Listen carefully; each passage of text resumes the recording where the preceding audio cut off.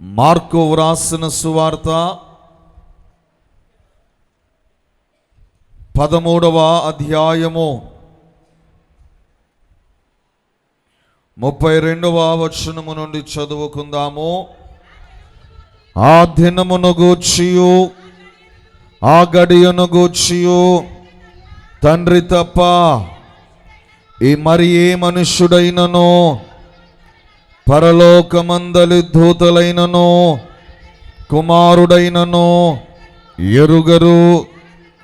జాగ్రత్త పడుడి, మెలకువగా నుండి ప్రార్థన చేయుడి. ఆ కాలం ఎప్పుడు వచ్చెనో మీకు తెలియదు. చాలండి. దేవుడు తన వాక్యమును మన హృదయములలో ఫలింపచేయును గాక. ఆమేన్. చదువుబడిన లేఖన భాగములో చూసినట్లయితే పరిశుద్ధ గ్రంథములో నజరేయుడైన యేసు ప్రభుల వారు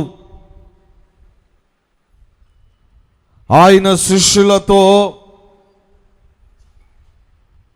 సంఘముతో మాట్లాడుచున్న మాటను మనము చూస్తూ ఉన్నాము. మానవుల రక్షణార్థమై పరలోక రాజ్యమును విడిచి మనలను రక్షించుటకు, మనలను పరిశుద్ధపరచుటకు ఆయన ఈ లోకానికి వచ్చిన వారై ఉన్నారు. ఇది మొదటి రాకడా. ఎలాగో ఆయన వచ్చుచున్నారో, ఏ విధముగా ఆయన వచ్చారో, ఎలాగో ఆయన జన్మిస్తూ ఉన్నారో, ఎక్కడ ఆయన జన్మించారో ప్రతిదీ కూడా లేఖనములలో మనుష్యులకు, జ్ఞానులకు అందరికీ కూడా ముందుగానే తెలిసి ఉన్నది. దేవుని సంఘమా, ప్రవక్తలచే దేవుడు పలికాడు. ఆది కాండములోనే దేవుడు అన్నాడు, స్త్రీ గర్భమున జన్మిస్తాను అని. వాగ్దాన రీతిగా మాట ఇచ్చి నెరవేర్చుటలో నమ్మకమైన వారుగా మన ప్రభువు ఉండి అనేక ప్రవక్తలచే ఆయన ఈ లోకములో ఎలాగూ జన్మిస్తూ ఉన్నారో సమస్తము ఆయన ముందుగానే తెలియపరిచారు. ఆయన జననము ప్రతి ఒక్కరము కూడా ఆనందముగా జరుపుకుంటున్నాం. ఇదంతయు కూడా మొదటి రాకడా. మరి రెండవ రాకడా ఎవరికైనాను తెలుసునా? ఏ సమయమున వస్తున్నారో, ఏ సందర్భమున వస్తున్నారో, ఏ ఘడియలో ఆయన వచ్చుచున్నారో, ఎలాగూ ఆయన వస్తున్నారో ఎవ్వరికీ తెలియదు. ఒకటే తెలుసు మనకు, ఆయన త్వరగా వచ్చుచున్నారు. రెండు, ఆయన దొంగవలే వచ్చుచున్నారు. ఈ రెండు విషయాలే మనకు తెలుసు. కానీ ప్రస్తుత లోకములో అనేక మంది అనేక అబద్ధ బోధకులు కావచ్చు, వారి విరివిడ జ్ఞానమును బట్టి వారు మాట్లాడే మాటలు ప్రభువు ఫలానా సంవత్సరమున వస్తున్నారు అని, ప్రభువు ఫలానా తారీఖున వస్తున్నారని కొందరు, ప్రభువు యుగాంతమైపోతుందని కొందరు, ఇలాగూ అనేకమైన మాటలు చెబుతూ ఉన్నారు. 2012లో అన్నారు, 2020 అన్నారు, 2026 అంటున్నారు. ఇలాగూ వారికి నచ్చినట్టుగా మాట్లాడుతూ ఉన్నారు. దేవుడు కేవలము పరిశుద్ధుల ద్వారా పద్మసు ద్వీపమందు యోహాను గారు రచించిన ప్రకటన గ్రంథములో సూచక క్రియలు ప్రవక్తలచే తెలియపరిచారే కానీ ఫలానా సమయమున వస్తున్నారు అన్న మాట ఎక్కడను కూడా చెప్పలేదు, వ్రాయబడలేదు. ఈ మాట నేను చెబుతున్నది కాదు.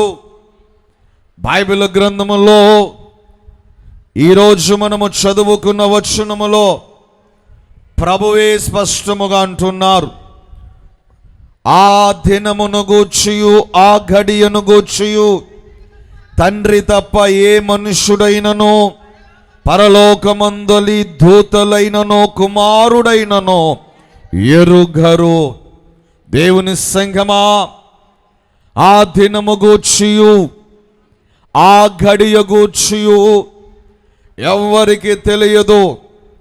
పరలోకములో ఉన్న దూతలైనను వారికి సమస్తము తెలుసును, కానీ ఈ విషయము కూడా వారికి తెలియదయ్యా. మనుష్య కుమారుడు యేసు ప్రభుల వారికి సైతము అది తెలియదు. ఏ సమయమున వస్తున్నారో, ఎప్పుడు వచ్చుచున్నారో అది ఎవ్వరికి తెలియదు అని మనుష్య కుమారుడైన నజరేయుడైన యేసు ప్రభుల వారి ఆయన స్పష్టముగా మాట్లాడిన మాటగా మనము చూస్తూ ఉన్నాము. దేవునికి స్తోత్రం, హల్లెలూయా. గనుక దేవుని సంగమా, రెండవ రాకడ అత్యంత చేరువలో ఉంది. ఏ సమయమున వస్తుంది, ఏ సందర్భములో వస్తుంది, ఏ సంవత్సరములో వస్తుంది అని నేను చెప్పడం లేదు. కానీ రాకడ సూచనలు అనేకమైనవి ఈ ప్రస్తుత లోకములో ఎదురవుతూనే ఉన్నాయి. గనుక రాకడకు సిద్ధపడాలి. ఏ సమయమున వస్తుందో తెలియదు. గనుక మనం ఏమి చేయాలో ఇదిగో దేవుడే మాట్లాడుతున్నాడు. కుమారుడైనను ఎరుగరు గనుక మీరు చేయవలసిన పని జాగ్రత్త పడుడి, మెలకువగా ఉండుడి, ప్రార్థన చేయుడి. ఏమంటున్నారని మొదటిది ఏంటండి? జాగ్రత్తగా ఉండుడి. రెండవదిగా మెలకువగా ఉండుడి. మూడవదిగా ప్రార్థన చేయుడి. మూడు విషయాలు. మొదటిది ఏంటండి? అందరూ చెప్పాలి. జాగ్రత్తగా ఉండాలి. రెండు, మెలకువగా ఉండాలి. మూడు, ప్రార్థన చేయాలి. ఏ విషయంలో జాగ్రత్తగా మనం ఉండాలి? రాకడ సమయంలో అనేకమైన సంఘటనలు మనము చూస్తూ ఉన్నాము. అనేకమైన రాకడ సూచనలు మనము చూస్తున్న వారమై ఉన్నాము. ఈ రాకడ సమయంలో దేవుడు అంటున్న మాట, జాగ్రత్త పడుడి, మెలకువగా ఉండుడి, ప్రార్థన చేయుడి. ఏ విషయంలో మనము జాగ్రత్తగా ఉండాలి? ఆనాడు శిష్యులకు చెబుతున్న మాట, ప్రజలకు చెబుతున్న మాట, ఈరోజు ప్రతి క్రైస్తవ సంఘమునకు, యావత్ ప్రపంచమునకు బోధకులే చెప్పవలసిన మాట, జాగ్రత్త పడుడి. ఏ విషయంలో జాగ్రత్త పడాలో వాక్య గ్రంథము ద్వారా సమయము ఉన్నంత వరకు ధ్యానము చేద్దామండి. ఏ విషయములలో మనము జాగ్రత్తగా ఉండాలో మొదటిగా మత్తయి వ్రాసిన సువార్త 6వ అధ్యాయము 6వ వచనమును చదువుకుందాము. నీవు ప్రార్థన చేయునప్పుడు నీ గదిలోనికి వెళ్ళి తలుపు వేసి రహస్యమందున్న నీ తండ్రికి ప్రార్థన చెయ్యుము. అప్పుడు రహస్యమందు చూచు నీ తండ్రి నీకు ప్రతిఫలం ఇచ్చును. చాలండి ప్రియమైన దేవుని విశ్వాసులరా, చదువుబడిన లేఖన భాగములో చూసినట్లయితే పరిశుద్ధ గ్రంథములో నజరేయుడైన యేసు ప్రభుల వారే ఆయన మాట్లాడుచున్న మాటను మనము చూస్తూ ఉన్నాము. ప్రజలతో, శిష్యులతో, ఈరోజు సంఘములతో ఆయన పలుకుచున్న మాట ఏమని అంటున్నారు? నీవు ప్రార్థన చేయునప్పుడు నీ గదిలోనికి వెళ్ళి తలుపులు వేసి రహస్యముగా నీ దేవునికి ప్రార్థన చేయండి. దేవుని సంగమా, ఏ సందర్భము విషయమై దేవుడు ఆ మాట పలుకుచూ ఉన్నారు? ఏ సందర్భము విషయమై దేవుడు ఈ ఉన్నతమైన విషయమును ఆయన ప్రచురించుచున్నారు అంటే, ఇదిగో ప్రారంభ అధ్యాయ వచనాలను మనము చూసినట్లయితే ఆయన సంఘమును జాగ్రత్త పడుడి అంటున్నారు. ఈ లోకము విషయమై జాగ్రత్త పడుడి అంటున్నారు. మనుషుల విషయమై జాగ్రత్త పడుడి అంటున్నారు. మీ భక్తి విషయమై జాగ్రత్త పడుడి అంటున్నారు. మీ విశ్వాసము విషయమై జాగ్రత్త పడుడి అంటున్నారు. మీ ప్రార్థన విషయమై జాగ్రత్త పడుడి అని చెబుతూ, ఇదిగో ఆయన పలికిన మాట, నీవు రహస్యముగా ప్రార్థన చేయము. ఈరోజు అనేక మంది మనుషులను నమ్ముతున్నారు. దేవుని బిడ్డలుగా ఉండి ఈరోజు మాయా లోకములో ఉన్న మనుషులని నమ్ముతున్నారు. అందుకే దేవుడు అంటున్న మాట, దేవుడు ఎడతెగక ప్రార్థన అన్నారు. మరలా రహస్యమందున్న నీ తండ్రికి నీవు రహస్యముగా ఎందుకు ఈ మాట అంటున్నారంటే, లోకములో నువ్వు చేసే ప్రార్థనను కూడా తప్పుపడుతున్నారయ్యా. నీ భక్తిని తప్పుపడుతున్నారు, నీ విశ్వాసమును తప్పుపడుతున్నారు, నీ ఉంటున్న విధానమును తప్పుపడుతున్నారు, నీ నడవికను తప్పుపడుతున్నారు, నీవు మంచిగా మాట్లాడుతుంటే ఆ మాటలను తప్పుపడుతున్నారు.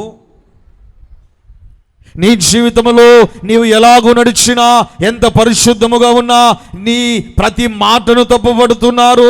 నీవు రహస్యముగా జాగ్రత్త పడు. గనుక దేవుని సంగమా, మొదటిగా మనము ఏ విషయములో జాగ్రత్త పడాలి?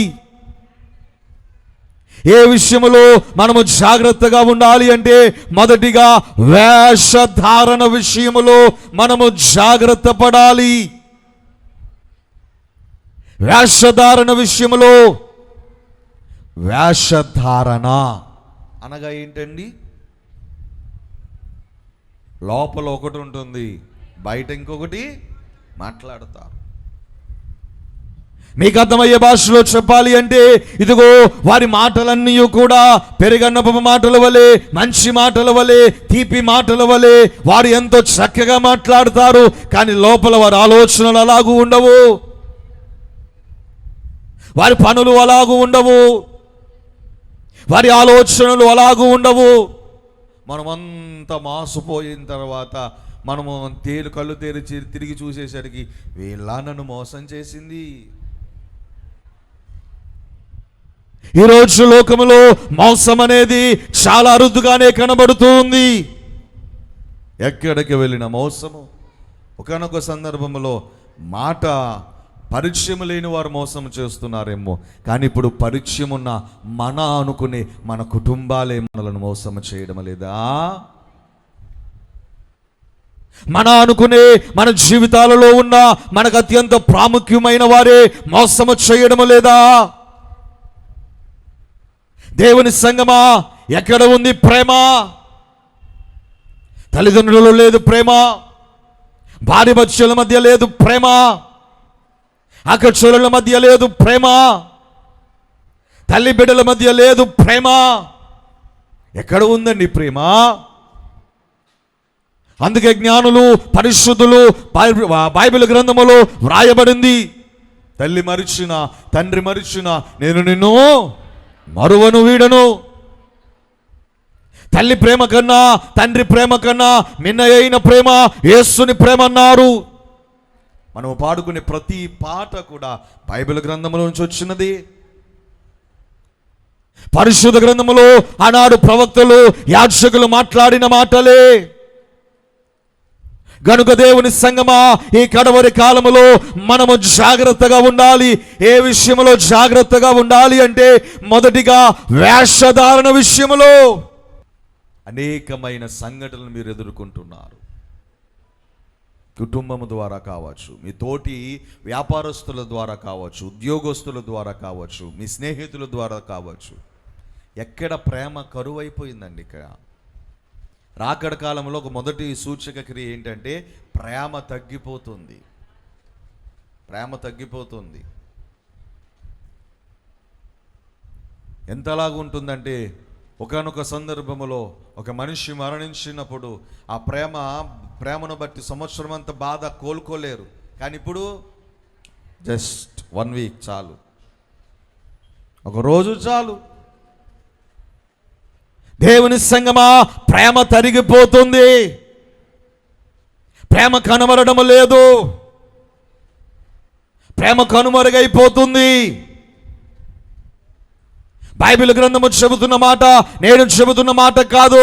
ఈ లోకములో ఎటు చూసినా వేషధారణే.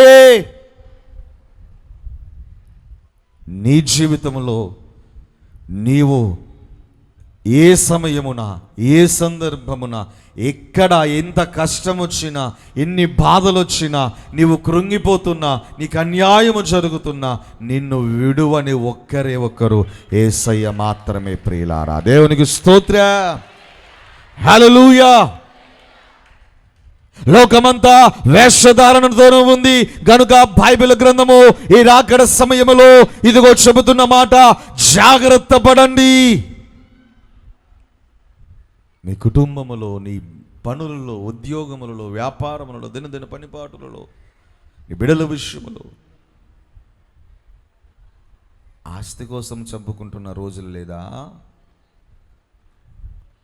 ఆస్తి కోసం ఎన్ని విధాలుగా మోసము చేయాలి, అన్ని విధాలుగా మోసము చేయడం లేదా? కానీ మనందరికీ, ఈ లోకముల మనుష్యులందరికీ విలువైనది ఏంటి అంటే డబ్బు, బంగారము విలువైనవి. కానీ దేవుని సంగమా, పరిశుద్ధ గ్రంథము చెబుతుంది, దేవునికి విలువైనది ఏమిటి అంటే ఆయన రక్తముచే కొనబడిన మనము విలువైన వారము. మన కోసము దేవుడు తన ప్రాణమును సైతం అర్పించాడు. అది దేవుని ప్రేమ. ప్రియులారా, అది యేసయ్య ప్రేమ. ఆ ప్రేమను పొందే వారముగా మనం ఉన్నాం. కనుక ఈ లోకములో ఎవరు ప్రేమ దొరికినా దొరకకపోయినా, వారు ఎన్ని విధాలుగా మిమ్మల్ని మోసపరుస్తున్నా, మీకు ఎన్ని నిందలు వేస్తున్నా, మీరు మంచిగా మాట్లాడిన దాన్ని తప్పుపడుతున్నా, దేవునికి విడిచిపెట్టేయండి. దేవునికి విడిచిపెట్టేయండి.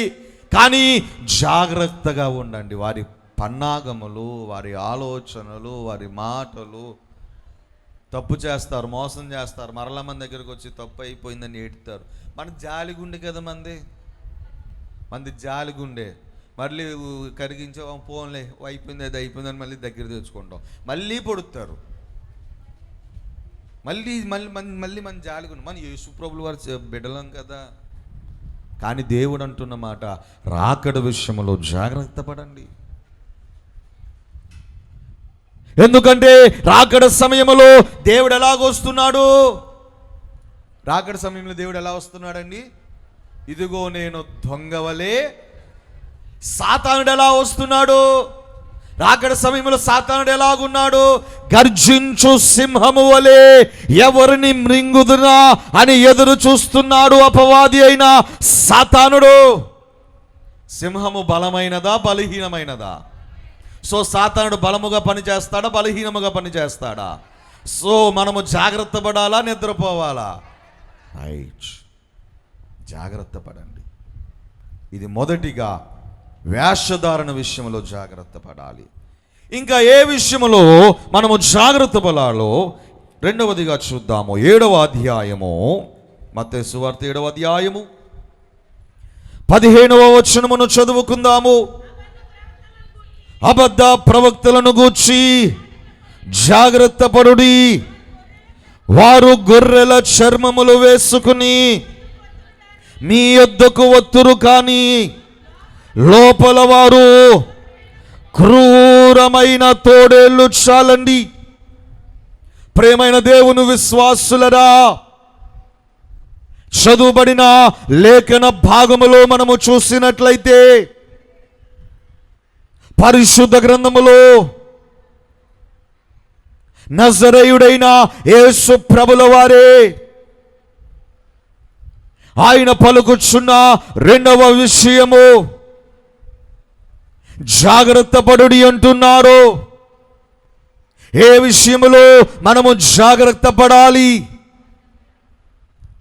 ఏ సందర్భములో మనము జాగ్రత్త పడే వారముగా ఉండాలి అంటే, ఇదిగో అబద్ధ ప్రవక్తలను గూర్చి జాగ్రత్త పడుడి.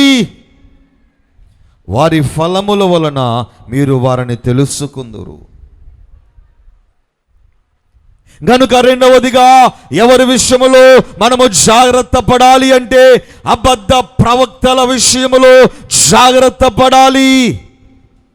ఎవరి విషయంలో జాగ్రత్త పడాలండి? అబద్ధ ప్రవక్తలు. అబద్ధ ప్రవక్తలు అంటే ఎవరు? నేనే దేవుడను, నేనే దేవుడను, నేను చెప్పింది జరుగును, నేను చెప్పకపోతే జరగదు. అబద్ధ బోధకులు అంటే దేవుని వాక్యమును వదిలేసి లోకాన్ని ప్రచురించేవారు అబద్ధ బోధకులు. ఎక్కడైనా వాక్యము చెప్పేటప్పుడు ఒక విషయం ఒక సందర్భంలో చెప్పాలి, కానీ దాన్ని వాక్యంగా ఎన్నడూ చెప్పరాదు. దేవుని సంగమా, ఈరోజు అబద్ధ బోధకులైన వారే ప్రస్తుత లోకములో అనేక మంది ఉన్నారు. వారి మధ్య పరిశుద్ధాత్మ లేదు, దేవుని బోధ లేదు, దేవుని వాక్యములు లేవు. దేవుని మాటల ద్వారా, దేవుని మాటలు ఎటువంటివి? నీ వాక్యమే నన్ను బ్రతికించెను, బాధలలో నెమ్మదినిచ్చెను. దేవుని వాక్యము మనలను బ్రతికించింది, నెమ్మదిస్తుంది. మరి బోధకులు చెప్పే మాటలు ఎవరు చెబుతున్నట్టు? ఆదియందు వాక్యము ఉండెను, వాక్యము దేవుని యొద్ద ఉండెను, వాక్యము. సో ఆ వాక్యము చెప్పేది దేవుడు, దేవుని మాటలు. కానీ వారు అబద్ధ బోధకుల నుంచి దేవుని మాటలు వస్తున్నాయా? ఆ రోజుల్లో అది జరిగింది, ఈ రోజుల్లో ఇది జరిగింది, నేను ఆ ఊరిలో ఇది జరిగింది, నేను ఆ ఊరిలో చూశాను ఇది జరిగింది. ఉదాహరణ రీతికి ఒక 5 నిమిషాలు 2 నిమిషాలు అంతే, అరగంట సేపు అది చెప్పకూడదు. ఈరోజు అబద్ధ బోధకులు ఎటువంటి వారు అంటే, సంఘము మీద, సంఘస్థుల మీద, దేవుని బిడ్డల మీద, మందిరాలలో దేవుని ఎవరైతే మందిరాలకు వస్తున్నారు వారి మీద కోపపడిపోతున్నారు, ద్వేషమును చూపిస్తున్నారు. కానుక ఎక్కువ ఇచ్చేవారి మీద ప్రేమ, కానుక తక్కువ ఇచ్చేవారి మీద ప్రేమ ఉండదు. కానుక ఎక్కువ ఇచ్చేవారికేమో ఎక్కువ ప్రార్థన, కానుక తక్కువ ఇచ్చేవారికేమో తక్కువ ప్రార్థన. ఎన్ని చోట్ల, ఎన్ని మందిరాలలో ఎన్ని చోట్ల జరగడం లేదండి. దేవుడు కానుకను చూశాడు, కానీ కానుక బేదరాలు కానుకను దేవుడు ప్రేమించాడు, కానీ ధనవంతుడు కానుక దేవుడు ప్రేమించలా. ఈరోజు యాజకులైన వారే మాయ మాటలు చెబుతున్నారు. నేను ఏదైనా, నన్ను ఎవరైనా ఏదైనా వచ్చి అడిగితే ఒకటంట, బైబిల్లో ఉంటే మీరు చెయ్యండి, బైబిల్లో లేకపోతే మీరు చెయ్యొద్దు. నేనేం చెప్పను, బైబిల్లో ఉందా మీరు చెయ్యండి, బైబిల్లో లేదా మీరు చెయ్యొద్దు, అంతే. దేవుని సంగమా, ఈరోజు అబద్ధ బోధకులైన వారే, వారి కోపాలు పెరిగిపోతున్నాయి. చెప్పిన మాట వినాలి. నేను ఒకటి అంటాను, యాజకులందరికీ ప్రధాన యాజకుడు ఎవరు? యేసు ప్రభుల వారు. యేసు ప్రభులు వారు 3.5 సంవత్సరముల సేవా పరిచర్య జీవితంలో ఒక్క మందిరము విషయంలో వ్యాపారము చేశారని కోపపడ్డారు, కానీ ఎక్కడైనా తన కోపాన్ని చూపించారా? ఎక్కడైనా ద్వేషాన్ని చూపించారా? తప్పు చేసిన వారు ఆయన దగ్గరకు వచ్చిన, అమ్మా నేను కూడా నేను శిక్షించజాలను అన్నారే, కానీ ప్రేమను చూపించారండి. ఏ పాటి వారండి? ఆ ప్రధాన యాజకుడు ముందు యాజకుల కోపాలు ఏ పాటివండి? ఏ పాటివి? దేవుని సంగమా, ఈరోజు దేవుని మందిరము విషయములో, సేవ విషయములో, మందిరమును పాడు చేయడానికి, సేవను పాడు చేయడానికి రాజకీయముగా పనిగట్టు సాతాను పన్నాగములు వారి మీద కోపపడచ్చేమో, కానీ ఏ విషయములో కూడా ఎక్కడ ఎన్నడూ సంఘస్థుల మీద, దేవుని బిడ్డల మీద కోపపడవద్దు. కానీ ఈరోజు చాలామంది దేవుని బిడ్డలైన వారు కూడా కొన్ని ఆలోచనలు వారి ట్రెండీగా మారిపోయినాయి. ఎలాగంటే, నేను ప్రార్థన చేయించుకుంటే పెద్ద అయ్యగారుల దగ్గరే ప్రార్థన చేయించుకుంటాను, పెద్ద వారి యాజకుల దగ్గరే ప్రార్థన చేయించుకున్నాను, చిన్న వారి దగ్గర ప్రార్థన చేయించుకున్నాను అంటున్నారు. నేను ఒక్క విషయం మీ అందరికీ తెలియపరుస్తున్నాను. నీ కోసము అనుదినము అనుక్షణము ప్రార్థన చేసేది నీ సంఘ కాపరి తప్ప ఇంకెవ్వరు ప్రార్థన చెయ్యరు ప్రియులారా. నీ కోసము, నీ కుటుంబము కోసము, నీ బిడ్డల కోసము, నీ పనుల కోసము, నీ జీవితము కోసము నీ సంఘ కాపరి అయినా నీ యాజకుడు తప్ప మరి ఏ పెద్ద యాజకులు ప్రార్థన చేయరు. పెద్దవారి దగ్గరికి వెళ్ళి, అయ్యగారండి నా శ్రమ గురించి ప్రార్థన, ఆ క్షణం ప్రార్థన చేస్తారు, తర్వాత మర్చిపోతారు. కానీ నీ యాజకుడు ఎవరైతే ఉన్నారో నీ గురించి ప్రతిరోజు, ప్రభువా పలానా కుటుంబము పలానా శ్రమలో ఉన్నారు, పలానా బాధలో ఉన్నారు, వారిని గౌరవించండి, వారిని ప్రేమించండి. పెద్ద అయ్యగారు వచ్చారు, మా అయ్యగారిని పక్కెట్టేస్తాం, ఇవి కాదు. గనుక అబద్ధ బోధకుల విషయంలో మీరు జాగ్రత్త పడాలి ప్రియులారా. దేవునికి స్తోత్రం, హల్లెలూయా. దేవుడు ఏ గడియన ఏ సమయమున వస్తున్నారో, ఆయన రెండవ రాకడలో ఎలాగూ వస్తున్నారో, ఏ రోజున ఆయన వస్తున్నారో ఎవరికి తెలియదు. గనుక దేవుని సంగమా, ఆయన రాకడ సూచనలు అత్యంత చేరువలో ఈరోజు మనం అనుభవించుచున్న వారమై ఉన్నాము. గనుక దేవుడు అన్నమాట, జాగ్రత్త పడుడి, మెలకువగా ఉండుడి, ప్రార్థన చేయండి, జాగ్రత్త పడట. ఏ విషయములో మనము జాగ్రత్త పడాలి? మొదటిగా వేషధారణ విషయములో మనము జాగ్రత్త పడాలి. ఈ లోకములు ఎటు చూసినా మాయే, ఈ లోకములు ఎటు చూసినా మోసాలే, ఈ లోకములు ఎటు చూసినా అన్యాయములే. గనుక ఆ లోకపు విషయములో జాగ్రత్త పడండి. 2, అబద్ధ బోధకుల విషయములో జాగ్రత్త పడాలి. వారు చెప్పే మాయ మాటలలో జాగ్రత్త పడాలి. తండ్రి గారు జానయ్య గారు ఇక్కడ ఒకే ఒక మాట చెప్పేవారు, మీరు అందరూ ఇక్కడ కూర్చున్నారు కాబట్టి, మీరు ధన్యుల వరుసలో ఉన్నారు కాబట్టి నేను ఖచ్చితంగా ముక్కుసూటిగా చెప్పే మాట, నేను ఎప్పుడు ఎక్కడ మొహమాట పడను. శాలలో ఉన్న మీరు, వారాలు పెట్టుకున్న మీరు, కడవరకు అంటే ప్రారంభ ప్రార్థన నుంచి ముగింపు వరకు ఉంటేనే మీకు ఆ శాల ఆశీర్వాదం పొందుతారయ్యా. మధ్యలో వెళ్ళిపోతే మీరు ఆ దీవెన అందుకోరు. ఖచ్చితంగా చెప్పేసేవారు తండ్రి గారు. ఎవరేమనుకున్న పర్వాలా, దేవుడి దగ్గర ఎవరైనాను ఒకటి. ఈరోజు సౌకర్యాలు పెరిగిపోయాయి. ఏసీ ఉండాలి, ఫ్యాన్ ఉండాలి, కుర్చీ ఉండాలి, అన్నీ మనకి చేతికి అంది. ఇంకా కొన్ని మందిరాల్లో అయితే ప్రతి వారం వారికి భోజనం పెట్టాలి, ఉన్నాయి. దేవుని సంగమా, సరే వారి బలహీనతలను బట్టో లేకపోతే వారి అవసరతలను బట్టో చేశారు, కానీ దేవుని దగ్గర ఒక 4-5 గంటలు కూర్చోవడానికి మనకి బాధ వేస్తుంది. ఒక బంధువుల ఇంటికి వెళ్ళాము, మన బిడ్డల ఇంటికి వెళ్ళాము, లేకపోతే మన కావలసిన వారి ఇంటికి వెళ్ళాము, ఎన్ని రోజులైనా ఉండగలమా లేమా? దేవుని దగ్గర ఒక ఆదివారం కూర్చోవాలంటే సమయం సరిపోవడం లేదు. శనివారం శాలకు వస్తున్నారు. నేను ఇందాక ప్రార్థన చూసుకున్నప్పుడు, ప్రభువా, నేను ఎప్పుడు చాలామంది వెళ్ళిపోతున్నా, నేను ఒకటే అన్నాను, ప్రభువా వారికి తెలియాలి, ఖచ్చితంగా వారు తెలిసి తీరుకోవాలి. కార్యక్రమాన్ని మధ్యలో వెళ్ళిపోతే వారి ఆశీర్వాదాలు అందుకోలేరు నాయన, వారి దీవెన అందుకోలేరు. ఖచ్చితంగా నేను ఎన్ని పనులు ఉన్నా వారము పెట్టుకునేవారు ఖచ్చితంగా పాటించండి.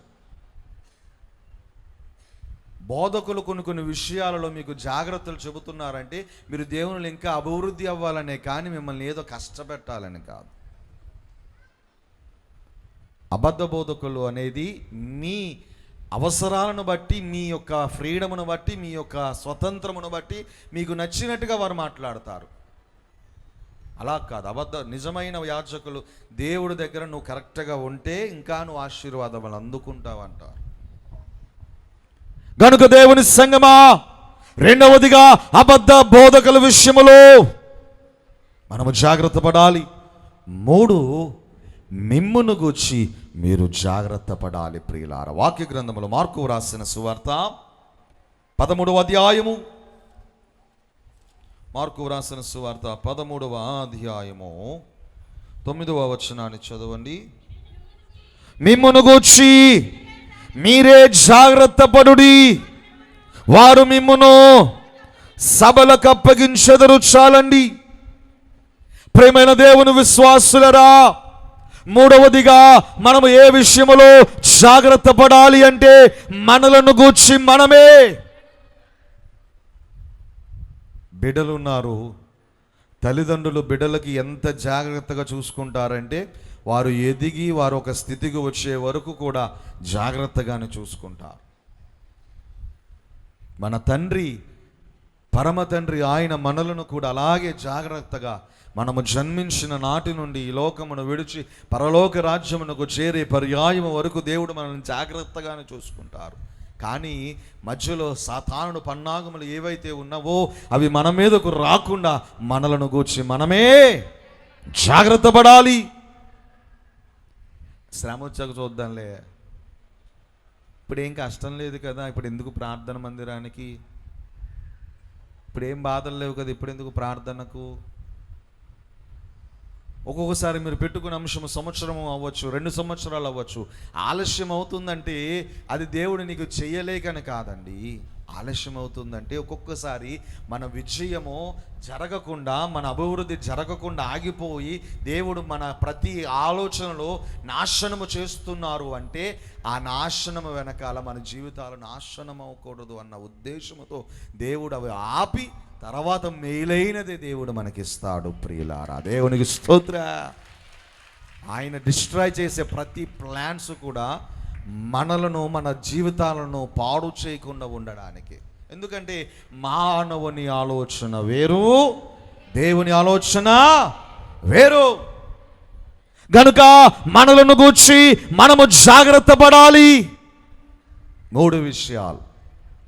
రెండవది ఏంటండి? మొదటిగా జాగ్రత్త పడాలి, రెండవదిగా మెలకువగా ఉండాలి.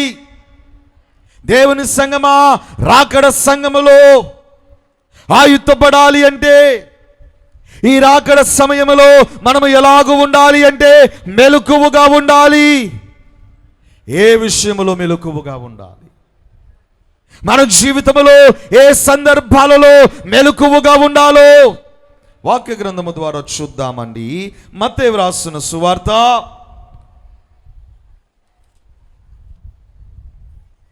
24వ అధ్యాయము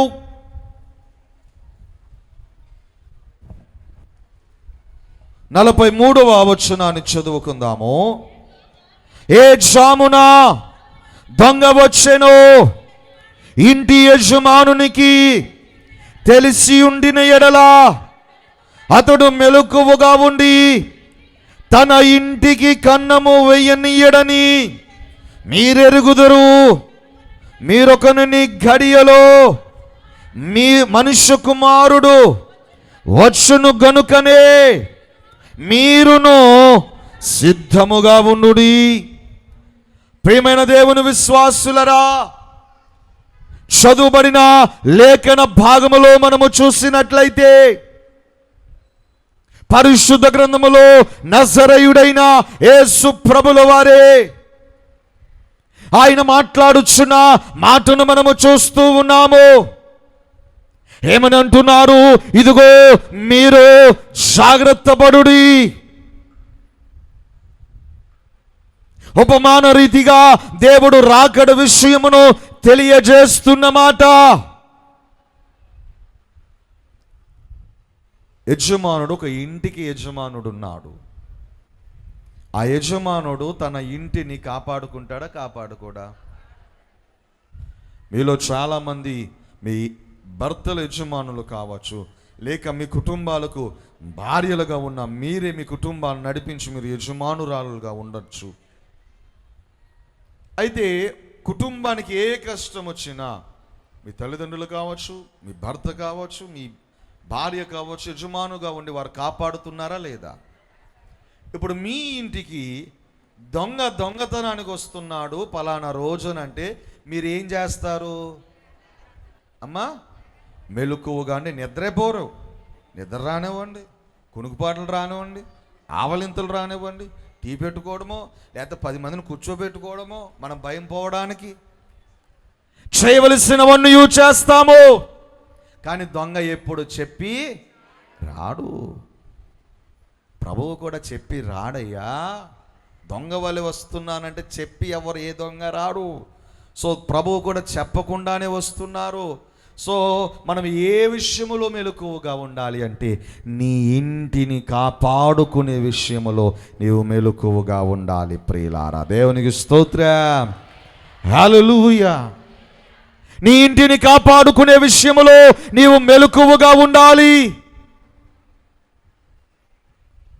ఒక కష్టం వస్తే తల్లిదండ్రులు బిడ్డలకు ఆ కష్టాన్ని తెలియకుండా బిడ్డలకు సుఖాన్ని, సంతోషమునిచ్చి అవి వారు తీసుకుంటారు. నేను చాలా పర్యాయాలు చూశాను. తల్లి తన బిడ్డలకు కావాల్సింది, ఒక మామూలుగా ఉదాహరణకు అనుకుందాం, ఒక కోడి మాసం, కేజీ కోడి మాసం ఆదివారం తెచ్చుకున్నారు. మీరు ఆరాధన అయిపోయాక వండుకున్నారు. మీరు అందరు కుటుంబంతో కూర్చొని తింటున్నారు. 2 పిల్లలు ఉన్నారు, వాళ్ళకి ముక్కలేశారు. అంటే కొంతమంది చేస్తారు కదా, ఈ 4 ముక్కలు నీకు, ఈ 4 ముక్కలు నీకు, ఈ 4 ముక్కలు నీకు అని అలా పంచుకుంటారు కదా. తల్లి ఏం చేస్తుంది? బిడ్డలు ముక్కలు అయిపోతే తల్లి ముక్కలు తీసి బిడ్డలకు వేస్తుంది కదా. తండ్రి వేయచ్చే వేయకపోవచ్చు, తల్లి మాత్రం ఖచ్చితంగా వేస్తారు. ఇప్పుడు తల్లి అంత ఖచ్చితంగా వేసినప్పుడు మన పరమ తండ్రి అయిన దేవుడు ఏ సమయములో అయినా ఏ సందర్భములో అయినా మనకు కావలసినవి చెయ్యడా? దేవుడు మనల్ని అలా కాపాడుకుంటూనే వచ్చాడు. ప్రతి విషయములో సాతానుడు ఎన్ని చేసినా, ఓ సాతానా, పలానా కుటుంబం నాదయ్యా, పలానా జీవితంలో పలానా కుటుంబం పలానా ఊరిలో నాది, వారు నావారు. దేవుడు ఖచ్చితంగా చెప్పగలడు ఆ మాట. ఆ ఇంటిని కాపాడుకునే విషయములో మీరు ఉన్నారా? నీ బిడ్డలను కాపాడుకునే విషయములో నీవు ఉన్నావా? మా బిడ్డలు రావట్లేదండి మందిరానికి, నా భర్త రావడం లేదండి మందిరానికి. వాస్తవానికి ఇప్పుడు ముదునూరుపాడు స్వస్థశాలలో కూర్చున్న మీ అందరిలో పురుషుల సంఖ్య ఎక్కువ, ఆడవారి సంఖ్య ఎక్కువ? స్త్రీల సంఖ్య. 5 రొట్టెలు 2 చిన్న చేపలు, ఇంచుమించు పురుషులు ఎంతమంది ఉన్నారండి అక్కడ? అంటే అక్కడ పురుషులు ఎక్కువ ఉన్నట్ట, స్త్రీలు ఎక్కువ ఉన్నట్ట? పురుషులే ఎక్కువ ఉన్నట్టు. క్రమేణా ఎవరు తగ్గారు, ఎవరు పెరిగారు? పురుషులు తగ్గిపోయారు, స్త్రీలు. అంటే పురుషులు ఇంకా బలమైన పనులలో, ప్రార్థన కన్నా బలమైన దానిలో ఉన్నారనే కదా అర్థం. తగ్గిపోయారంటే సో ఇప్పుడు మీరు చెప్పండి, లోక సంబంధమైన భావములోనికి వద్దాము. భర్త రిమోట్ కంట్రోల్ భార్య దగ్గర ఉంటుందా, ఉండదా? నవ్వుతున్నారంటే మీరు ఉన్నట్టే కదా. సో ప్రార్థనకు రానివ్వకుండా మీరే ఆపుతున్నట్టే కదా. పనికి వెళ్ళాలి, పనికి వెళ్ళకపోతే ఎలాగండి? పనికి వెళ్ళకపోతే ఎలాగా? బిడ్డలు పొద్దున్నే లేచి అయ్యి బాబు పొద్దుగానే మా యాజకులకి మా పాస్టర్ గారికి తెలియదండి, పొద్దుగాలు ఎట్టేస్తాడు ఆయన. 6 రోజులు పనిచేసి ఆదివారం ఒక్కరోజు సెలవు వస్తుంది, ఆ ఒక్కరోజు పెట్టేస్తారు, పొద్దుగాల రమ్మంటారు. కోడి మాసం వండుకోవడం రాదు, సమయం ఉండదు, మా బిడ్డలు రెడీ అవ్వరు, కొంత రెస్ట్ ఉండదు, ఏమీ ఉండదు. దేవుడు అన్నాడు ఒక మాట, 6 రోజులు మీకు ఇచ్చేసాను, ఒక్కరోజు నా కోసం కేటాయించలేరా? 6 రోజులు మీకు ఇచ్చేసానయ్యా, ఒక్కరోజు నాతో ఉండలేరా?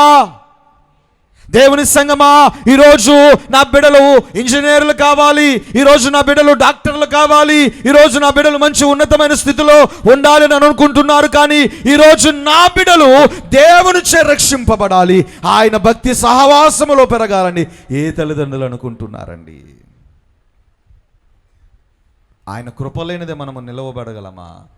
ఆయన దయలేనిదే మనము ఎక్కడికి వెళుతున్నా మన ప్రమాదములన్నీ కాపాడబడుతున్నాయి అంటే అది దేవుని కృప కదా. మీరు చేస్తున్న ప్రార్థనలు ఉన్నాయి, కన్నీటి ప్రార్థనలు ఉన్నాయి, కానీ నీ బిడ్డలు, నీ యజమాని ఎలాగూ ఉన్నారు? నీ ఇంటిని నీవే కాపాడుకోవాలి కదా, మీ కుటుంబాన్ని మీరే కాపాడుకోవాలి కదా. ఒక శ్రమ వచ్చినప్పుడు, ఒక భోజనము విషయంలోనే నా బిడ్డలకు లోటు అనేది లేకుండా ఉండాలని మొక్కలన్నీ బిడ్డలకు వేసేస్తుంటే, ఒక ఆశీర్వాద విషయంలో నా బిడ్డలు ఆశీర్వాదవంతులుగా ఉండాలని వారిని ఇంకెంత నువ్వు దేవుని దగ్గర తీసుకురావాలి. కానీ ఈరోజు అదే కనబడటం లేదు. దేవుని సంగమా, నీ గృహమును, నీ ఇంటిని కాపాడుకునే విషయంలో మీరు మెలకువగా ఉండాలి ప్రియులారా. రెండవదిగా చూస్తే మత్తయి వ్రాసిన సువార్త 26వ అధ్యాయము 41వ వచనాన్ని చదువుకుందాము. మీరు శోధనలో ప్రవేశించుకుంటున్నట్లు మెలకువగా ఉండి ప్రార్థన చేయండి చాలండి. ప్రియమైన దేవుని విశ్వాసులరా, చదువుబడిన లేఖన భాగములో మనము చూసినట్లయితే మెలకువగా ఉండండి అంటున్నారు యేసు ప్రభుల వారే. ఆయన రెండవదిగా ఏ విషయములో మెలకువగా ఉండమంటున్నారు అంటే, ఏ సందర్భములో మెలకువగా ఉండమంటున్నారు అంటే, ఇదిగో శోధన విషయములో. మొదటిగా నీ ఇంటిని కాపాడుకునే విషయములో, రెండవదిగా శోధన విషయములో మెలకువగా ఉండండి. శ్రమ వచ్చాక చూద్దాము, బాధ వచ్చాక చూద్దాము, ఇబ్బంది వచ్చాక చూద్దాము. ఈరోజు అనేక మంది దేవునిచే సహాయము కావాలి, దేవునిచే ఆరోగ్యము కావాలి, దేవునిచే అభివృద్ధి కావాలి, దేవునిచే ప్రతి దీవెన పొందాలి, ప్రతి సంవత్సరము ఆశీర్వాదములు కావాలి, ప్రతి పండుగ దీవెనలు కావాలి, ప్రతి ఆరాధన దీవెనలు కావాలి. కానీ దేవుని దగ్గరికి రారు, దేవుని దగ్గర ఉండరు. అవసరము తీరిన తర్వాత అదే దేవుని దగ్గర మన ప్రార్థన విధానం ఎలాగుంది? శ్రమలో ఉండే ప్రార్థన, శ్రమ తీరాక ప్రార్థన. ఈరోజు దేవునిచే ప్రభువా నాకు అది కావాలి నాయనా, ఈ కష్టములో ఉన్నాను నాయనా, నాకు ఈ సహాయం వచ్చాయి నాయనా, నాకు ఈ ఆరోగ్యం ఇవి ప్రభువా, నా కుటుంబాన్ని కాపాడు తండ్రి, నాకు అభివృద్ధి దయచేయి నాయనా అని అంటున్నాము. కానీ దేవుడు సహాయం చేశాక దేవుని మర్చి వెళ్ళిపోతున్నారే. ప్రభువా నా బిడ్డలకు పనులు లేవు, నా యజమానికి పని లేదు, నాకు పని లేదు అని ప్రార్థన చేస్తుంటే, దేవుడు పనిస్తుంటే దేవుని దగ్గరకు రావడానికి కూడా పని తీరుక లేకుండా వారు పనిలో ఉంటున్నారు. ఎక్కడండి మెలకువ? ఎక్కడుంటున్నారు మెలకువగా? ఇలాగిచ్చిన దేవుడు ఇలాగ తీసుకోలేడా? దేవుని దగ్గర ఎప్పుడు చాలా జాగ్రత్తగా ఉండాలి. దేవుడి దగ్గర బైబిల్ గ్రంథమే ఉంది, ఆయన ఎదుట భయభక్తి కలిగి ఉండుడి. భక్తి ఎంత ముఖ్యమో భయము కూడా అంతే. దేవుడు ఎంత ప్రేమిస్తున్నాడో మన క్రియలను బట్టి దాని కార్యములు కూడా జరుగుచున్నవి. గనుక రెండవదిగా శోధన విషయములో మెలకువగా ఉండాలి. శోధన పెట్టువాడు ఎవరండి? సాతానుడు. శోధించువాడు అపవాది అయిన సాతానుడు. సో సాతానుడు విషయంలో మనం ఏముండాలి? జాగ్రత్తగా ఉండాలి. దేవుని సంగమా, జాగ్రత్తగా లేమా? శ్రమలు పెరుగును, బాధలు పెరుగును. జనుకులు ముంగుమూరి దేవదాసువయ్య గారు మన ప్రతి శ్రమలో ఎలాగూ ఉండాలో మనకు బైబిల్ మిషన్ వారమైన మనకు నేర్పించారు. ఆ సన్నిధి క్రమము ద్వారా. కీర్తనల గ్రంథము మనము చూసినట్లయితే ఆ 150 అధ్యాయాలలో కూడా మొదటి అధ్యాయము నుండి 150వ అధ్యాయము వరకు కూడా ఏ శ్రమలు ఎలాగూ స్తుతించాలి, ఏ బాధలు ఎలాగూ స్తుతించాలి, ఏ బలహీనతలు ఎలాగూ స్తుతించాలి, ఏ అనారోగ్యములు ఎలాగూ ఉండాలి, ఏ శత్రువుల బాధలు ఎలాగూ ఉండాలి, ఏ కష్టములు ఎలాగూ ఉండాలి, దేవుడు సమస్తము స్పష్టముగా కీర్తనకారుల ద్వారా తెలియజేస్తే రోజు 23వ కీర్తన, 91వ కీర్తన, 103వ కీర్తన చదువుకొని పడుకుంటున్నాం. అంతేనా? యెహోవా నా కాపరి, నాకు లేమి కలదు, పచ్చిక గల చోట్ల నన్ను పరుండ చేసిన. అయిపోయింది. కంఠస్థ వాక్యం ఏదైనా ఉందంటే 23వ కీర్తన బాగా గుర్తుంటుంది. దేవుని సంఘమా, శోధన విషయములో మెలకువగా ఉండాలి. శోధించువాడు సాతానుడు. సాతానుడు గర్జించు సింహము వలె ఎవరిని మృంగుదునాను చూస్తూ ఉన్నాడు. ఆ శోధన సమయంలో నువ్వు మెలకువగా లేని సమయంలో అనేకమైన ఇబ్బందులకు ఎదుర్కొంటున్నావు. దేవునికి దూరం అవుతున్నావు. దేవునికి దగ్గరగా ఉండాలి, కానీ దేవునికి దూరం అయ్యావా అనేకమైన ఇబ్బందులే. ఇది రెండవది. మూడవదిగా పని విషయంలో మనము మెలకువగా ఉండాలి. మార్కు వ్రాసిన సువార్త 13:34 చదవనక్కర్లేదు, కానీ పని విషయంలో మనము మెలకువగా ఉండాలి. ప్రియులారా, మీ యజమానులు మీ కుటుంబములు నడిపించుట విషయంలో మీరు సోమరి వారి వలె, లేకపోతే నిద్రమత్తు వంటి వారి వలె పని చేస్తే మీ కుటుంబాలు ముందుకు వెళ్తాయా? మెలకువగా ఉండాలి. అలాగే దేవుడు మనకిచ్చిన పని విషయంలో మనము మెలకువగా ఉండాలి. ఏ సందర్భములో అయినా మెలకువ మనకు ఉండాలి. ఏ కష్టములో అయినా మెలకువ మనకు ఉండాలి. మనకన్నా ధనవంతులు చనిపోయారు, మనకన్నా ఆరోగ్యవంతులు చనిపోయారు. 2020 సంవత్సరంలో భయంకరమైన వ్యాధి కరోనా వచ్చిన సమయంలో కొన్ని వేల కోట్లు ఖర్చు పెట్టిన కొన్ని మంది ప్రాణాలు నిలిచాయా? ఈరోజు మనము సజీవులుగా ఉన్నామంటే అది మీ గొప్పతనమా? దేవుని కృప. అంటే దేవుడు మనకి ఇంకా ఏదో పని అప్పగించారు. ప్రభువా, నాకు అది కావాలి నాయనా, నాకు ఇది కావాలి యేసయ్యా, నాకు ఈ శ్రమ తొలగించిన ఆయన అంటున్నారు. కానీ ప్రభువా, నీ ప్రణాళిక నా మీద ఏంటి? ఎందుకు నన్ను ఇంకా ఇలాగూ ఉంచావు? ఇన్ని కష్టాలు వచ్చినా, ఇన్ని శ్రమలు వచ్చినా నన్ను ఇంకా నిలవబెడుతూ నాకు జయాన్ని ఇస్తున్నావు. ఏంటి నాయన, నేను నీ కోసం ఏం చేయాలని ఏ రోజు నన్ను అడిగారా? దేవుని యొక్క యాజకులు మాత్రమే కాదు పని, అందరిది కూడా పనియే. దేవుడు మధ్యాకాశానికి ఎగురు వెళుతూ అన్న మాట సర్వలోకమునకు వెళ్ళి సువార్త, అది శిష్యులకు మాత్రమే చెప్పారా? అక్కడ ఉన్న ప్రజలందరికీ. సో బైబిల్లో వ్రాయబడిందంటే అది అందరికీ, యాజకులకు మాత్రమే చెప్పారా? ఎక్కడికి వెళ్ళావు వదినా? రోజు రాలేదే ఆరాధనకి, ఆలస్యంగా వచ్చాయి, ఎక్కడికి వెళ్ళావు ఈ చెప్పుకుంటారు. కానీ సాక్ష్యాలని ఒక ఇంటర్వెల్ బ్రేక్ మీకు ఇస్తారు యాజకులు. మందిరాలలో సాక్ష్యాలను ఒక ఇంటర్వెల్ బ్రేక్ ఇస్తారు. అప్పుడు మాట్లాడుకుంటారు. చూడండి, సాక్ష్యాలు మానేసాం మనం, సాక్ష్యాలు వినమా. కానీ కొంతమంది మంచి జ్ఞానం ఉన్న యాజకులు ఏం చేస్తున్నారంటే సాక్ష్యాలు లేకుండా చేసేసి దాన్ని ముగించేస్తున్నారు. సాక్ష్యాలు అంటేనే ఒక సమయం మీకు ఇంటర్వెల్. ఎక్కడికి వెళ్ళో, ఏం కూర వండుకున్నా ఈరోజు, ఈ మాటలే, దైవికమైన మాటలు లేవు. ఇంకా దేవుని సంగమా, పని విషయంలో మెలకువగా ఉండాలి. 3 విషయాలు చెప్పాను. మొదటిది ఏంటండి? ఇంటి విషయంలో, కుటుంబ విషయంలో మెలకువగా ఉండాలి. 2, శోధన విషయంలో మెలకువగా ఉండాలి. 3, మన పని విషయంలో మనము మెలకువగా ఉండాలి. మొదటిది ఏంటి? జాగ్రత్త పడాలి. 2 ఏమిటి? మెలకువగా ఉండాలి. 3వది ఏంటి? ప్రార్థన చేయాలి. దేవుని సంగమా, ఈ కడవరి కాలములో మనము చేయవలసిన పని ఏమిటి అంటే 3వదిగా ప్రార్థన చేయాలి. ఆ ప్రార్థన ఎలాగూ ఉంటుంది?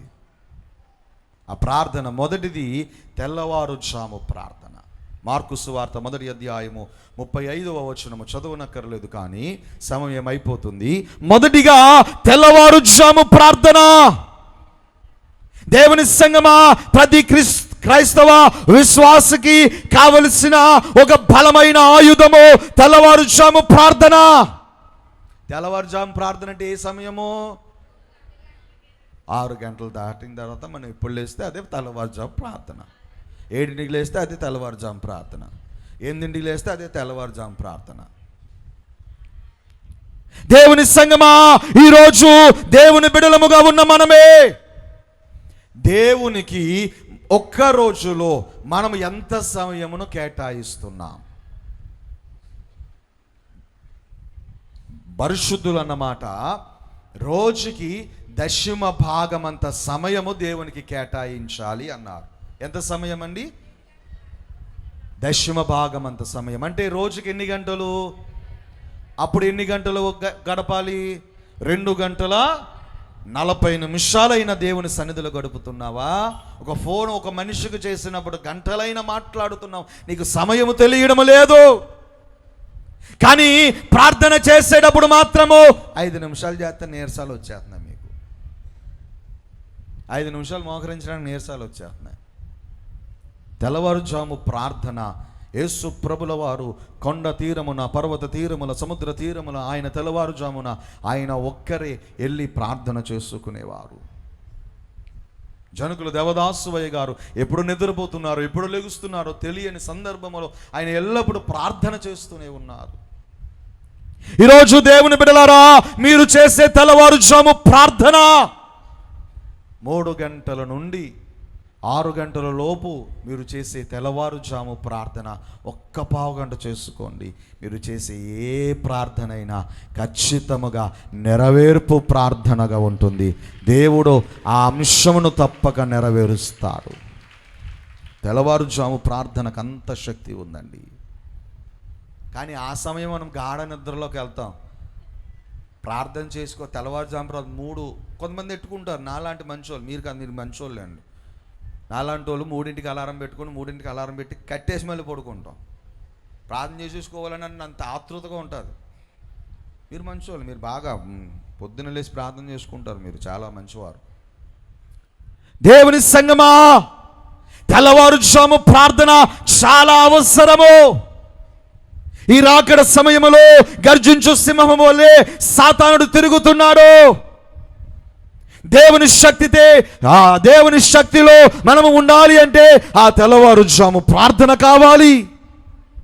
2వది ఏకాంత ప్రార్థన. ఏకాంత ప్రార్థన మత్తయి సువార్త 14:23లో వ్రాయబడింది. ఏకాంత ప్రార్థన మనకు కావాలి. దేవుని సంగమా, మన ప్రార్థన ఎలాగూ ఉండాలి అంటే ఏకాంతముగా. కొంతమంది మందిరంలో చేస్తారు, పక్కోడు గట్టిగా చేస్తే ఈడు ఇంకా గట్టిగా చేస్తాడు. ఆడు ఆ శ్రమలు చెప్పుకుంటే ఈడు ఇంకా ఆడికి లేని శ్రమలు కూడా చెప్పేసుకుంటాడు. లేకపోతే ఉన్న చిన్న చిన్న శ్రమలు పెద్ద పెద్ద శ్రమలుగా చెప్పేసుకుంటారు. అది ఎలాగైపోయిందంటే ఇద్దరి మధ్య సంభాషణ, నీ శ్రమ గొప్పదా నా శ్రమ గొప్పదా, నీ బాధ గొప్పదా నా బాధ గొప్పదా. కన్నీరు కారుస్తూ నాకు ఈ శ్రమ ఉందని ఒకళ్ళు చెప్పుకుంటుంటే ఊరుకోవా, ఇది నా కష్టం కన్నా నీ కష్టం పెద్ద కష్టమా, నా బాధలు నీ బాధల కన్నా పెద్దవా. అందుకే దేవుడు అంటున్నమాట, ఏకాంతముగా ప్రార్థన చేయు. నీ ప్రార్థనను సైతము తప్పు పట్టేవారు ఉన్నారయ్యా. నీ విన్నపములను సైతము హేళన చేసేవారు ఉన్నారు. ఏకాంతముగా ప్రార్థన చేయి. దేవుని సంగమా, ఏకాంతముగా దేవునితో నువ్వు ఎంతసేపు మాట్లాడగలవు? నీకు ఇష్టమైన వారితో ఏకాంతముగా ఎంతసేపు మాట్లాడుతున్నావు? గంటల గంటల ఫోన్లో మాట్లాడుతున్నావు. దేవుని సంగమా, నీకు ఇష్టమైన వారితో అంతసేపు ఫోన్ మాట్లాడుతున్నా నీవు దేవునితో ఎంతసేపు మాట్లాడగలవండి? దేవుడిని ప్రేమిస్తున్నాడు, ఎల్లప్పుడూ ఆయన నీతో మాట్లాడాలని చూస్తున్నాడు. దేవా నాకు కనబడము, నాతో అందరికీ కనబడము. అందరితో తల్లిదండ్రులు బిడ్డలతో మాట్లాడకుండా ఉండగలరా? మరి దేవుడు నీతో మాట్లాడకుండా ఉండగలడా? ఉండలేడు. నీవు అవకాశం ఇవ్వడం లేదంతే. చాలామంది మౌనం పెడుతున్నారు, కానీ మౌనంలో కూడా ప్రార్థన చేసేసుకుంటున్నారు. దేవుని మాట్లాడనివ్వడం లేదు. మౌనం అంటే మౌనం అయిపోవాలి, బయటికి మాట్లాడకుండా ఉండేది కాదు మౌనము. నీ అంతరంగ జీవితంలో నీవు దేవునికి అవకాశం ఇవ్వాలి. అప్పుడు దేవుడు నీతో మాట్లాడతాడు. నేను నీతో మాట్లాడుతున్నప్పుడు, మీతో మాట్లాడుతున్నప్పుడు, మీరు నాతో మాట్లాడాలనుకున్నప్పుడు నేను మీకు అవకాశం ఇవ్వలేదు అనుకోండి, మీకు మాట్లాడబుద్ధి అవుద్దా అమ్మా? సో దేవుడికి మీకు అవకాశం ఇవ్వకుండా, ప్రభు నాయన నాకు ఈ కష్టం ఉంది, ఈ బాధ ఉంది, ఈ కష్టం ఉంది, ఓ మాట్లాడుతూ ప్రార్థన చేస్తూ ఉంటే దేవుడు మాట్లాడే అవకాశం మీరు ఎక్కడిచ్చారు? గమనించండి, ఏకాంత ప్రార్థన చాలా అవసరం. మూడవది, ఎక్కువ సార్లు ప్రార్థన. ఎన్నిసార్లు అండి? ఎక్కువ సార్లు. మత్తయి 26:44 వ్రాయబడింది, ఎక్కువ సార్లు ప్రార్థన చేయాలి. రోజుకి ఎన్ని పర్యాయములు మనము ప్రార్థన చేస్తున్న వారమై ఉన్నాము? 3 సార్లను ఒకసారి అన్నారు, 7 సార్లను ఒకసారి అన్నారు, ఒక సందర్భంలో అన్నారు, మరి ఒకసారి ఎక్కువ సార్లు ప్రార్థన చేయమన్నారు, మరి ఒకసారి ప్రభు అంటున్నారు, ఎడతెగక ప్రార్థన చేయండి. ఎడతెగక అంటే అస్తమాను ప్రార్థన చేయండి. దేవుని సంగమా, ఈ రాకడ సమయంలో ఇదిగో ప్రతి క్రైస్తవునికి కావలసినది ప్రార్థన. ప్రార్థన ద్వారా జయము, ప్రార్థన ద్వారా ఆరోగ్యము, ప్రార్థన ద్వారా అభివృద్ధి, ప్రార్థన ద్వారా స్వస్థత, ప్రార్థన ద్వారా విడుదల, ప్రార్థన ద్వారా న్యాయము, ప్రార్థన ద్వారా మీ జీవితంలో అనుకున్న ప్రతిదీ జరుగును. కానీ ఆ ప్రార్థనయే లేదు. మంచము దిగాగానే మొదట మోకాలుని మన తండ్రి తలంచు కొనుట, మంచి పనులన్నిటి మించిన పని అవును, కొంచెమైనను బద్దకించుట సరికాదు. దేవాదేవుని ప్రొక్కాలండి ఓ ప్రియులారా, దేవారాజును కొల్వాలండి. సంగమా, ప్రార్థన చేసేది ఎలాగూ? మంచము దిగాగానే మొదట మనము చేయవలసిన పని ఏమిటంటే ఫోను. అంతేనా? Cell phone. ఇంట్లో గడియారం అనుకున్న, గోడలకున్న గడియారాలు మర్చిపోయారు. షోకు మాత్రమే గడియారాలు ఉన్నాయి, కానీ ఎవడు గడియారం చూస్తలా. లేచినన్నే ఫోన్ చూసి ఫోన్ టైం చూస్తున్నారా? టైం చూసినన్నే ఎవడు ఫోన్ చేశాడు, ఎవడ మెసేజ్ చేశాడు, ఆ రాత్రి ఎవడ ఫోన్ చేస్తే ఎందుకు, ఎవడ మెసేజ్ చేస్తే ఎందుకు? ఒక నిమిషం మంచం దిగి మోకరించి, ప్రభువా మంచి నిద్ర ఇచ్చావు, ఈ రోజంతా నన్ను, నా కుటుంబాన్ని కాపాడు, ఈ రోజంతా నన్ను, నా కుటుంబాన్ని, నా బిడ్డలను నడిపించు, నువ్వు నడిపించు తండ్రి, మేము ఎక్కడికి వెళ్ళినా నువ్వు నా ముందుండి నడిపించు ప్రభువా. ప్రార్థన సరిపోదా? మంచి పనులన్నిటిని మించిన, మంచి పనులన్నిటికన్నా మించిన పని ఏమిటి? మోకరించి లేచినవన్నీ చేసిన ప్రార్థన. కొంచెమైనను బద్దకించుట సరికాదు. కొంచెమైనను బద్దకించారా? ఆ నిద్ర సమయంలో బద్దకిస్తాం. ఫోన్కి బద్దకించరు, మీరు ఫోన్కి బద్దకించరు, కాఫీకి బద్దకించరు, టీకి బద్దకించరు. కాఫీ పడకపోయినా, టీ పడకపోయినా మంచం దిగను కూడా దిగరు. అవన్నీ ఎలా ప్రధానముగా మ్యాండేటరీగా మీరు ఆలోచిస్తున్నారో, ప్రార్థన కూడా అంతే మ్యాండేటరీగా, అత్యవసరముగా మీరు ఆలోచించి ఎడతెగక ప్రార్థన చేయండి. మీరు అనుకున్న ప్రతి కార్యమును దేవుడు సఫలపరుస్తాడు. ప్రియులారా, దేవునికి స్తోత్రం, హల్లెలూయా. కనుక దేవుని సంగమా, ఏ గడియన ప్రభు వస్తున్నారో, ఏ సమయమున ప్రభు వస్తున్నారో, ఏ సందర్భములో ఆయన వచ్చుచున్నారో మనకు తెలియదు. కానీ మనము చేయవలసిన 3 పనులు ఏంటండి? మొదటిగా ఏంటి? అందరూ చెప్పాలి. మొదటిగా ఏంటి? జాగ్రత్త పడాలి. రెండవదిగా ఏమిటి? మెలకువగా ఉండాలి. మూడవదిగా ఏమిటి? ప్రార్థన చేయాలి. దేవుడు చెప్పిన మాట జాగ్రత్తగా ఉండాలి. ఏ విషయంలో జాగ్రత్తగా ఉండాలి మనము? మొదటిగా వేషధారణ విషయంలో జాగ్రత్తగా ఉండాలి. రెండో అబద్ధ ప్రవక్తల విషయంలో జాగ్రత్తగా ఉండాలి. మూడో మీ గురించి మీరు జాగ్రత్తగా ఉండాలి. రెండవదిగా మెలకువగా ఉండాలి. ఏ విషయంలో మెలకువగా ఉండాలి అంటే నీ ఇంటి విషయంలో నీవు మెలకువగా ఉండాలి. రెండో శోధన విషయంలో మెలకువగా ఉండాలి. మూడో ఏ విషయంలో అమ్మా? మీ పని విషయంలో, నీ భారము విషయంలో నీవు మెలకువగా ఉండాలి. మూడవదిగా ప్రార్థన.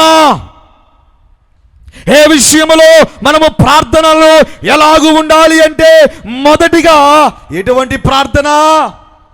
తెల్లవారుజాము ప్రార్థన. రెండవదిగా ఏకాంత ప్రార్థన. మూడవదిగా ఎడతెగక ప్రార్థన. అనేక మారులు ప్రార్థన. చాలా మంది అనుకోవచ్చు, అస్తమాను ప్రార్థన మేము ఎలాగూ చేయాలండి, ఏ విధముగా ప్రార్థన చేయాలి, మాకు పనులు లేవా, వ్యాపారములు లేవా, బాధ్యతలు లేవా, ఏమీ లేవని అనుకుంటున్నారేమో. పని చేస్తూ ప్రార్థన చేయగలము, వ్యాపారములు చేస్తూ ప్రార్థన చేయగలము, ప్రయాణములు చేస్తూ ప్రార్థన చేయగలము. ఏ సమయములో, ఎక్కడ, ఏ సందర్భములో ఉన్నా దేవునికి సిగ్గుపడక చేసే ప్రార్థన దేవుడు అంగీకరించే ప్రార్థనగా ఉంటుంది. ప్రియులారా, దేవునికి స్తోత్రం, హల్లెలూయా. ఆ ప్రార్థన మీకు ఉండాలి. అటువంటి ప్రార్థన మీ జీవితాలలో ఉండాలి. అలాగూ ఎప్పుడైతే ఉంటామో మనమందరము కూడా దేవునిచ్చే ఎల్లప్పుడూ 365 రోజులు 365 దీవెనలు అందుకొని సంవత్సరాది దీవెనలు దేవుడు మనకు అందించి ప్రతిరోజు కూడా ఎన్ని శ్రమలు రానివ్వండి, ఎన్ని బాధలు రానివ్వండి, ఎన్ని ఇబ్బందులు రానివ్వండి, సాతాను గెలవగలడా? మనలను సాతాను గెలవగలడు అన్నట్టుగా సాతాను పన్నాగములన్నీ లయమైపోవును. దేవుడు మన జీవితములలో జయము, జయము, బ్రతుకల్లా జయము, జీవితమంతా జయము, ప్రయాణాలలో జయము, పనులలో జయము, ఆరోగ్యములో జయము, శోధనలో జయము, ప్రతి విషయములో దేవుడు మనకు జయమును దయచేస్తాడు. అటు జయమునందుకుని ఆయన రాకడ రాజ్యములో ఆయుత్తపడుదుమోగాక. ఆమేన్. ప్రార్థన. మహాపరిశుద్ధుడవైన మా దేవా, మీ ఘనమైన పాదములకు వందనములు, స్తుతులు, స్తోత్రములు చెల్లించుకుంటున్నాం తండ్రి. కడవరి కాలములో మేము ఉన్నాము యేసయ్యా. మేమందరము జాగ్రత్త పడాలి, మెలకువగా ఉండాలి, ప్రార్థన చేయాలి. యేసయ్యా, ఏ విషయంలో జాగ్రత్త పడాలో, ఏ విషయంలో మెలకువగా ఉండాలో, ఏ విషయంలో మేము ప్రార్థన చేయాలో వాక్యము ద్వారా మీరు మాతో మాట్లాడారు. ఇక్కడున్న బిడ్డలందరి జీవితాలలో ప్రతి విషయంలో వారు జాగ్రత్త పడాలి, ప్రతి సందర్భంలో వారు మెలకువగా ఉండాలి. ఏ విషయంలో మేము విడనాడకుండా వారు ప్రార్థనలు చేసుకోవాలి. అటు విధమైన సహాయము దయచేయండి, అటు విధమైన మేలులు దయచేయండి యేసయ్యా. ప్రతి ఒక్కరికి సహాయము సాక్షులుగా నిలవబెట్టి మీ వధువు సంఘములో, పెండ్లి కుమార్తె సంఘములో ఆయుత్తపడే సిద్ధపాటు ప్రతి ఒక్కరికి దయచేయమని మా కొరకు వేగముగా రానయున్న నజరేయుడైన యేసుక్రీస్తు పరిశుద్ధ నామమున ప్రార్థించి వేడుకొనుచున్నాము మా ప్రియ పరలోకపు తండ్రి. ఆమేన్.